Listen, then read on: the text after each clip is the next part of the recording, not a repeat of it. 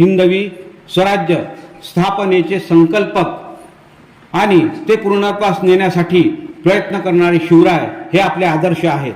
आणि शिवचरित्रातून कोणते धडे घ्यायचे, शिवचरित्राचं आकलन आणि चिंतन कसं करायचं, ही बाब आज या प्रदूषित होणाऱ्या वातावरणात आपल्यासाठी अत्यंत महत्त्वाची आहे असं माझं म्हणणं आहे.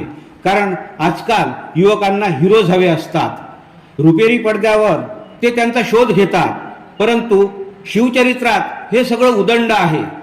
आपण फक्त कष्ट घ्यायचे आहेत ते वाचावयाचे.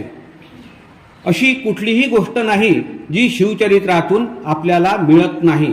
कारण लौकिक अर्थाने जरी लोकशाही नसली, जरी राजेशाही असली, तरीही परिपूर्ण स्वराज्याची मूर्तिमंत रामराज्याची संकल्पना शिवरायांनी राबवली आणि जनकल्याणाचा एक महान मंत्र दिला, तो आपण आत्मसात करावा यासाठी मी आज आपल्या समोर उभा आहे. मित्रहो, महाराष्ट्राचा जाज्वल्य इतिहास हा प्रेरणादायी आहे. अनेक शूरवीर, अनेक स्वातंत्र्य सेनानी, अनेक महापुरुष, अनेक सुधारक यांची अखंडित अशी परंपरा आपल्या महाराष्ट्राला आहे.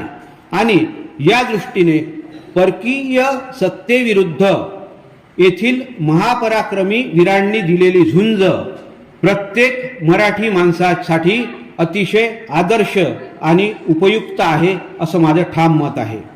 कारण शिवराय नावाचा मराठी पुरुषोत्तम या देशाला, या मराठी मातीला एक दिशा देतो आणि स्वतःच्या पराक्रमाने एक स्वतंत्र राष्ट्र उभे करतो. हीच बाब मुळात आपल्यासाठी अतिशय गौरवास्पद आहे. आणि नुसतं आपल्या अधिकारांना किंवा न्यायाला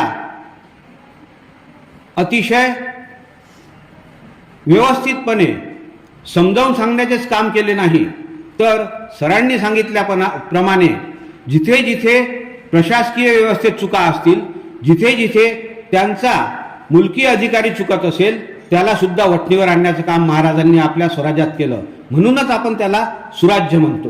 मित्रहो, अनेक रोमहर्षक आणि नाट्यमय प्रसंगांनी शिवाजी महाराजांचे आयुष्य ओतप्रोत आहे. लोकनेता, युगपुरुष म्हणून प्रत्येक माणूस त्यांच्याकडे अतिशय आदराने पाहतो.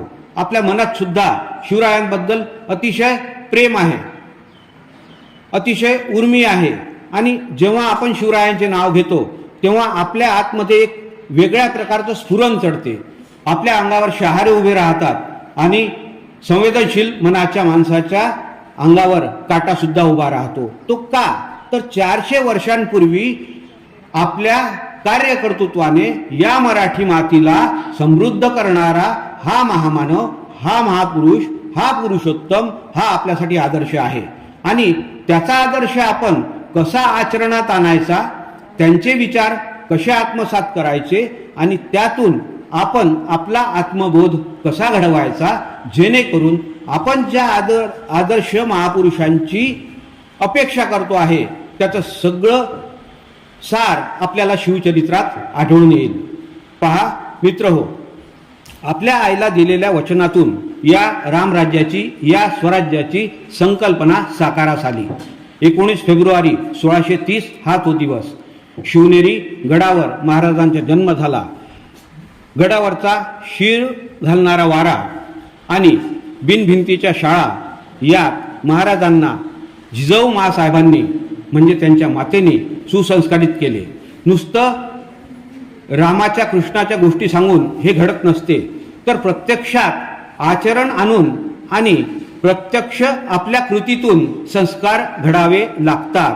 ही एक माताच जाणू शकते. आणि या दृष्टीने ज्यावेळी राजमाता, राष्ट्रमाता जिजाऊ माँसाहेब न्यायदानासाठी उभ्या राहत, त्यावेळी बाल शिवाजी त्यांना विचारत असे की आई, न्याय मागावा लागतो का ग? तो ज्याचा त्याला मिळत नाही का? आणि अशा वेळी राजमाता म्हणायच्या की हा जो शेतकऱ्यांचा तंटा आहे, ह्या ज्या समाजातल्या भानगडी आहेत, ह्या सोडवण्यासाठी आज मी इथे बसली आहे. परंतु आपण पारतंत्र्यात आहोत. एका जहागिरीच्या पलीकडे आपलं अस्तित्व नाही. ना तुझ्या वडिलाचा आहे ना माझा आहे.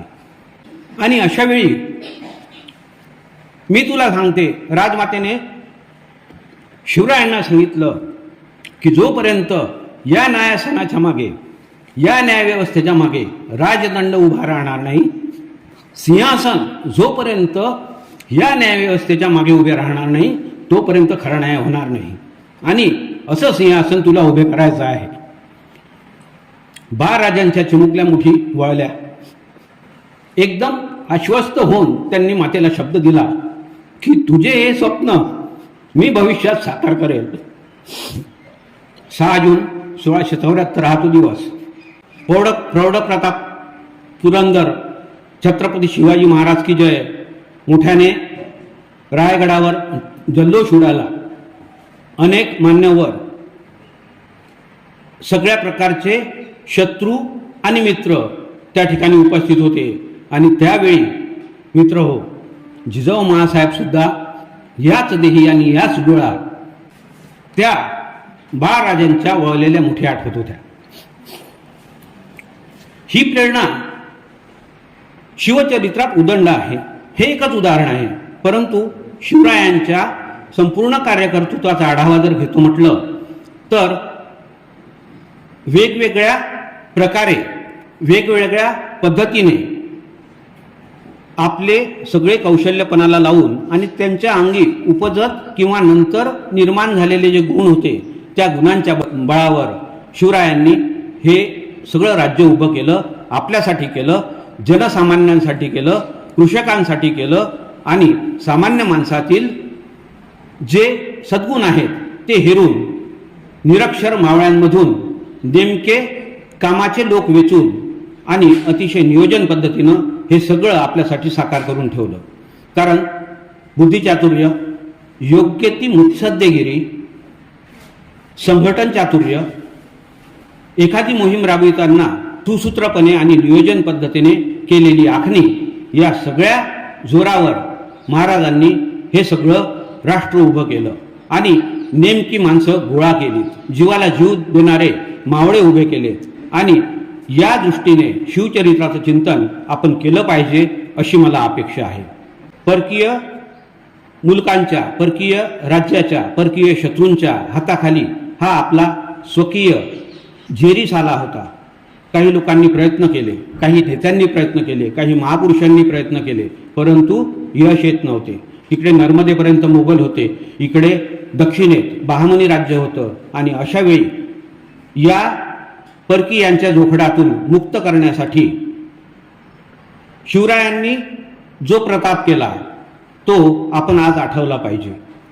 यासाठी की कुठलाही विषय असो तो रोमहर्षक आहे, तो नाट्यमय आहे. आपल्या दृष्टीने म्हणजे नवल आहे की अफजलखानाचा वध असो, शाहिस्तेखानावरील छापा असो, आग्र्यातून सुटका असो, पुरंदरचा तह असो, या सगळ्या प्रकरणांमध्ये आणि या सगळ्या घटनांमध्ये रोमहर्षकता तरी जाणवत असली तरीही त्यामागे असणारं नियोजन हे महत्त्वाचं आहे. तात्पर्य हे की शिवचरित्र आपल्यासाठी किती योग्य आणि आपल्या विचारांना दिशा देण्यासाठी किती उपयुक्त आहे याविषयी आपण विचार केला पाहिजे. आपण मिरवणुका काढतो, भगवे झेंडे लावतो, भगवे कपडे घालून त्या मिरवणुकीत मोटरसायकल रॅली काढतो, परंतु हे अपेक्षित नाही. अपेक्षित काय आहे की शिवचरित्र डोक्यावर घेऊन नाचण्यापेक्षा ते डोक्यात कसं शिरवता येईल, आपण सुद्धा हा विचार केला पाहिजे की शिवचरित्र आपल्यासाठी किती उपयोगी आहे आणि किती कामाचं आहे. आपलाच विषय नाही, परंतु राज्यकर्त्यांना सुद्धा यातून एक धडा घेता येईल. आणि अशा वेळी या शिवचरित्राचं पारायण होणं अत्यंत आवश्यक आहे.